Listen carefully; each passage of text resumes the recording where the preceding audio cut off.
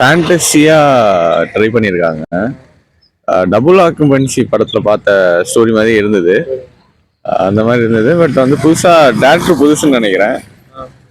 புதுசாக ட்ரை பண்ணியிருக்காங்க. ரியோட ஆக்டிங் எனக்கு ரொம்ப பிடிச்சிருந்தது. ஹீரோயின் அவங்க மூவி எப்படி இருந்துச்சு? ஓகே ப்ரோ, நல்லா இருந்துச்சு. எதுக்காக இந்த மூவி பார்க்கலாம்னு நினைக்கிறேன்? ஒரு டிஃப்ரெண்ட்டான மூவி ப்ரோ. இந்த மாதிரி மூவி இது வரைக்கும் வந்ததில்ல. இந்த டிஃப்ரெண்ட்டாக இருக்குது, பார்க்கலாம். மூவி பார்க்கலாம் சார். ஏற்கனவே ஒரு படம் இதே மாதிரி சேம் சிமிலர் அப்படியே ரெண்டும் ஒரே டைம்ல ஒரு எடுத்து போட்டாங்க. இல்ல அது வந்துருச்சு.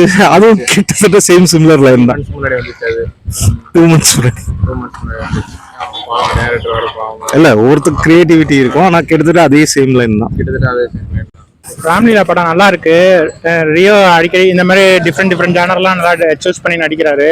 அப்புறம் இது பழைய சின்ன சீரியல் இருக்கு மைடியர் பூதம்னு, அந்த கான்செப்ட் லைட்டா இதுல ஏலியன் கான்செப்டா கொண்டு வந்து நல்லா இது பண்ணிருக்காங்க.